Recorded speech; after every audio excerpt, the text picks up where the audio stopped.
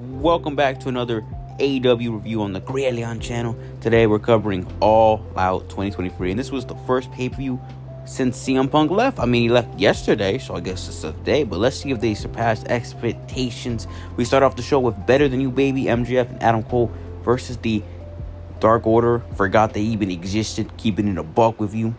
During the match, MJF re-injured his neck, left the ring, all that. Adam Cole had to do a fucking clutch 1v2, clutched up for MJF to come back, and the two retained their Ring of Honor titles. Good match, but after the match was the most interesting part. MJF was leaving. Samoa Joe came out and pushed him like he's one of his hoes. MJF, of course, went after Joe because he's not one of those hoes, but then he got bitched out, so I guess we're going to see MJF, Samoa Joe in the future. Then Samoa Joe and some Randy show up. I don't know who this guy is, but the match was pretty good. So I'm actually not that heated about this match happening. It was actually pretty good. I liked it. I liked this guy. Then we had Luchasaurus versus Darby Allin. And this match was great. It really was. Fucking Luchasaurus just shitting on Darby the whole match. I deadass thought Darby was going to be the guy who came in here and won.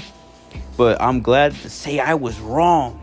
Luchasaurus with the win, giving us the fucking still TNT champion Christian Cage.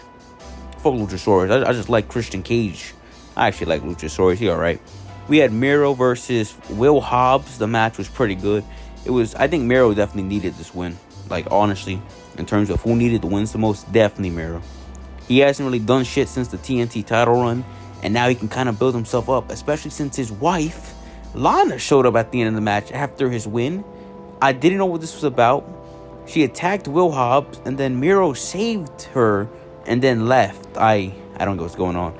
Next up, we had the TBS title, Ruby Soho versus Chris Statlander. And I don't really care that much for women's wrestling besides a couple Stardom matches I watched, and this one was just kind of boring. I mean, Ruby is just kind of cooked. I'm not going to hold you. I mean, what can she do at this point? She can't win any title. Next up, we had Bryan Danielson versus Ricky Starks in a strap match. This was the best match of the show. Don't care. Ricky was going hard. Daniel was going hard. Definitely my favorite match of the show. Daniel wins after making Ricky pass out. He chokes him out. He fucking fainted. And then we had, I believe it was a random ass tag match between Claudio and Yuta and Eddie Kingston, and I don't know how to say his name, so I'm just calling him Eddie Kingston's buddy. This match was just, I don't think it needed to be here. It made me kind of bored for a little bit. It was definitely one of those matches that was pointless. So yeah, I'm not gonna even talk about it. Yeah, Yuta and Claudio win. It was just okay.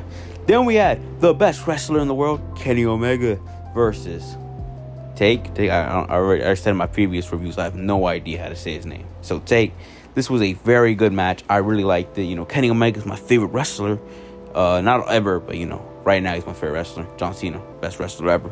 But then, surprisingly, Take won. I was surprised by this. I wasn't expecting Take to win this.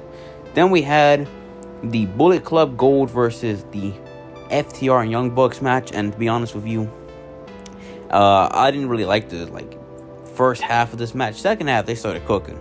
Not gonna hold you. But the second half cannot carry the first half. This was just kind of Bullet Club Gold win, of course, because they have more chemistry and get the W at the end. And last but not least, we have our main event, Cassidy versus Moxley. And this told a great story, in my opinion.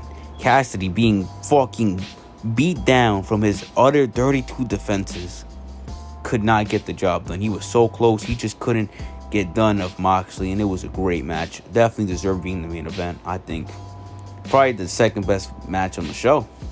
Moxley is your new international champion, and Cassidy got a standing ovation after the match. It was really good. And of course, I think this is definitely proof that AEW doesn't need CM Punk. They did a good show without him. They did it in Chicago of all places. They proved they don't need Punk, and they can continue without him. So if you think they can't, they just proved you wrong. This show is a solid 7 out of 10. I enjoyed it a lot. So see y'all next time. Subscribe if you want more AEW reviews or more just videos and content in general. See y'all next time.